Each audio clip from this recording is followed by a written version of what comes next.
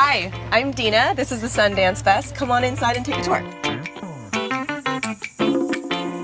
We left a big ranch in Montana and downsized to the size of our mudroom.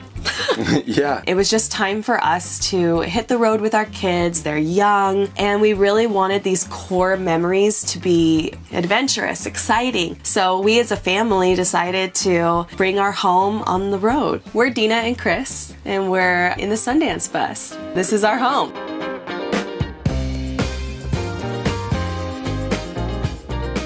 We ended up doing a 16-inch roof raise. It makes it feel more roomy. Also added the loft area. This is not common on buses, but it's something that I actually thought of because I grew up riding in a motorhome. I would hang out there when we were driving, and it was so fun to look out the window while we were driving. So I asked him if he could possibly fabricate a loft, and he did. So that was something that we did differently, and I do believe we have some info on that on our Instagram. This is the coffee nook. Probably my favorite place in the bus.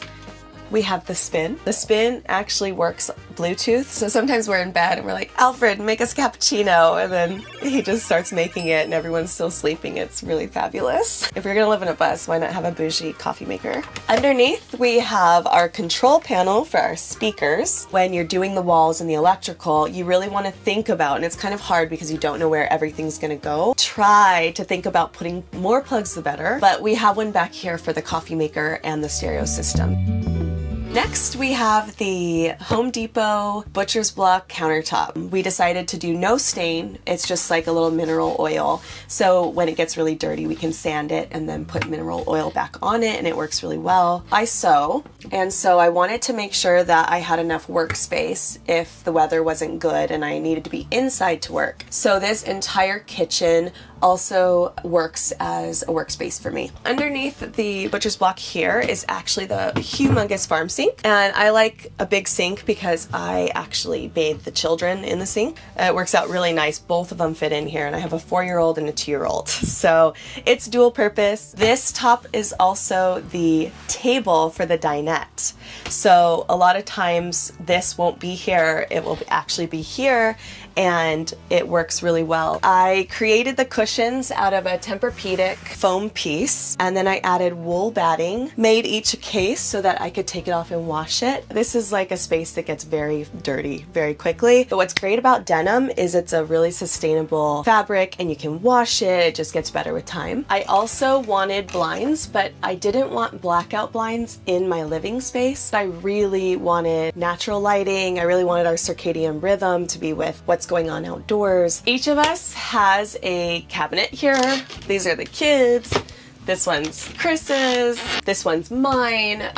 My purse, my bathing suits, stuff that I want to be able to grab really quickly, and that just works out really well for us. So a little extra storage space is always a good thing. I mean, she said, what about a school bus? You want to build a school bus? And I'm like, really? Don't tempt him with a good time. I mean, once you say go, there's no turning back. It really works out well. The space, the way that we decided on where things were going to go, it flows, it's very functional, and I do believe that it's aesthetically pleasing. Moving over here, we have a lot of dishes and just kind of clutter of the kitchen, but I really wanted a big, deep drawer, which works really well here. I've got shoes in here. We have a 4-burner stove, and this works as a hot plate. This is a really cool just tile ceramic that we bought off of Etsy. We chose the colors, and my husband routed them in and then used wood pieces around it. And I also really wanted an oven. You can't cook Thanksgiving dinner, but you can do cookies and lasagna and stuff like that. Moving on to our exit door, which was our exit door. It's actually a hatch that we use all the time. It's really nice when you're cooking and you want to let the steam out, or also just to like watch the kids and yell at the kids, hey, come in for dinner. I wanted a floating shelf, and it's a moving vehicle, so floating shelves really don't work out very well. So we ended up building it out of wood, and then we went to Home Depot and got these like plumbing attachments, and that works out as a shelf, so I don't move anything from up here while we're moving. He also put some little recessed lighting underneath for extra light while I'm cooking. I just keep bread and snacks things for the kids here. Apartment size fridge, which works out amazingly. We make sure we stock up on meats and like easy meals, french fries, air fryer stuff, which brings me to this corner. That's the air fryer, toaster, broiler, oven. It does everything. It's really great. It's from Cuisinart. It's been a lifesaver. I didn't want to see an ugly oven in my living room. I didn't want to see a trash can, so we got the trash compactor. I also really wanted extra counter space and to kind of feel like I could move around and set things out. I also had a big cabinet like this, a big pantry, and so this was the size we could fit, and it holds so much stuff. This area has all of our electrical and plumbing because the bathroom is right behind this door. However, we had like 4 inches to work with, and so I asked Chris if he could make me like a medicine cabinet, but it would be floor to ceiling because I wanted these gold mirrors. This is gold acrylic plastic, and you can find people that make these for businesses like signs out of this plastic. And so if you ask them just, hey, this is the measurement I need, can you send it to me? Most of the time it's a yes. So we have all of our medicines and our sunblocks and our bug spray and all of our supplements and stuff like that. I actually did the backing in a reclaimed velvet fabric because I didn't want things to be jiggling around and loud and noisy. Here I wanted a piece in the bust to be a statement piece that brought all of the elements together. So we went with this really pretty geode splice, and it's a wall mural. So it's wallpaper, and we used just a really strong adhesive, spray adhesive from Home Depot. We kind of did it like an art project together, which was fun. This doorknob, believe it or not, is very hard to find functional, beautiful doorknobs. We found this one on Etsy, and it came from the UK. So we waited quite a while, but it's brass with actually natural stone. I wanted a special doorknob. The bathroom is a combination of my vision and what Chris could do to make it all work. I wanted concrete in the bathroom, and he actually found this featherweight faux concrete at Home Depot. I love the way it looks. It brings a lot of texture, a lot of natural feeling, and it's water resistant. It's beautiful. I really wanted the Moen Nebbia shower head. It uses much less water than a normal shower head, and also it mists and kind of feels like a spa experience, which why not, right? Luxury shower. It comes with a wand. The wand is amazing, and it moves up and down, so it works really well for my very tall husband. Moving on, we have this beautiful brass porthole. This is a vintage ship porthole. It just twists off and then it comes out.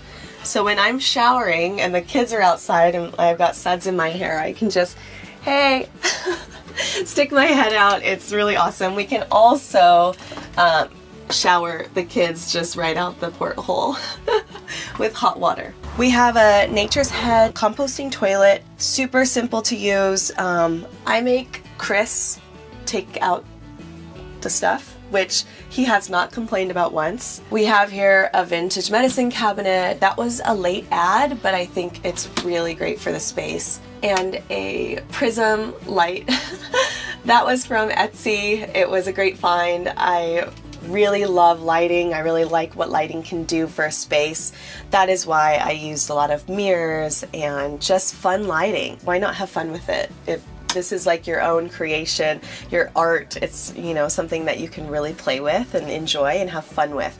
There's no rules. So like literally do the craziest fun things you can do.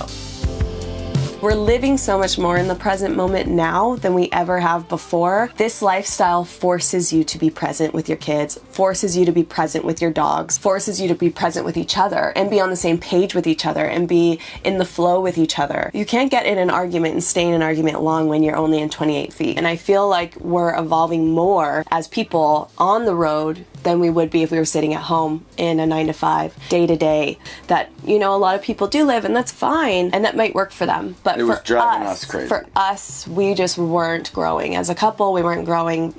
We weren't evolving. amazing. And We're so distracted. now we're really feeling like this is just, we're blossoming on the road. I really didn't want a TV. I kind of wanted this experience to be a TV-less experience. But Chris wanted the TV. He really likes watching a show before bed or the football game on a Sunday. So in order to meet each other's needs and come to an agreement, the TV had to be on an actuator. Obviously, we're going to be in hot places, adventuring through Utah and Arizona, Southwest, Florida. So the mini split was important. This one is just a Pioneer. It's like a simple model. It also has heat, which is great, but we really haven't had to use it yet. And you can just keep it at 75 so that the whole bus is at 75. It's really nice to have that temperature control. The build took about a year, let's say give or take, and it cost around $40,000. Everything was challenging, but at the same time, that's kind of what makes it fun, you know? Like, if you're enjoying what you're doing, that challenge, when you get to the end of it, it's like hiking up a hill. It sucks, but when you get up there, it's worth it. We love the pneumatic opening, keeping it a school bus door, but man, they're loud, they're leaky. So we ended up going with a RV door keypad because all RV door keys are the same. We went with single pane windows. Double pane windows are twice as expensive, but there's a number of reasons why you want to get double pane windows. Condensation is a big one. If I do it over, I'd spend the extra money on double pane. Adding outlets everywhere. Why not have them everywhere? This is Mom's box, her sewing machine, all her leather and stuff. Everything she needs to run her business is out of this box. I welded up some PVC pipe. They say there's two types of welders. There's welders and there's grinders. And if you come in here and you see, I'm very much a grinder. It looks perfect after you grind it up, but when you're learning to weld, which you will with the school bus, don't be shy to just grind it all away. Back here is the mini man cave. This is all the tools to keep this bus running. Everything's run off of propane. We've been on the road for 2 months now. We still haven't refilled. We cook a lot of our meals outside. All the steaks, most of the meat goes on out here. And this big 3-burner, we can do multiple things at a time, and it folds all up. We use it so often that it's got to be accessible, and so we just throw it on the back of the Jeep. We've got our water, our mini split down below, and routed all the wires up. We've got 40 gallons of gray tank and 100 gallons of fresh water mounted below the bus. People will get worried about it freezing. Wrap everything in heat cord and heat pads, and we haven't had any issues. We built this in the winter, so it survived lots of freezing temperatures, and we did pretty good. So we started when it was just the two of us in a Jeep. We took the Jeep all through Utah. We love adventuring, and then with the growing family, that Jeep had to expand, but we couldn't lose the Jeep. We had to have the Jeep towed behind the bus, and it's made all the difference. You know, you can set up camp, but then go explore what you really want to explore. I think that's what most of the guys get a kick out of when they come up. They're like, we saw the rig, that looks great, but having the matching Hot Wheels car attached to the back, man, that's everything. We have 600 watts of solar and 600 amp hours down below. There's that chart, the more you F around, the more you find out. We're right here. So if I could do it over again for the same size and real estate of space, we'd have 1,200 watts up on top minimum, and then the 600 amp hours in batteries below. Max fan, gotta have one, they're awesome. Starlink has really been awesome. You can pop it up without trees, and you're off grid with everything you need. We are not roughing it in this thing. Chris is a photographer, and so all we really need is an airport to have him fly off and do a job for a few days or a week, leave me at a nice campsite. For me, I work on the road, I work out of the bus. My website's easy to maintain wherever we are. The website's called Westerly USA. It's been great. It really affords us a lot, and it's growing, which is nice. And I get inspired by being on the road to bring new designs and stuff into the brand. So this is becoming normal. Yeah. Fast. And yeah. What a normal. What an incredible normal that's by the book, so irresponsible and so out of the ordinary, but man, it feels so right.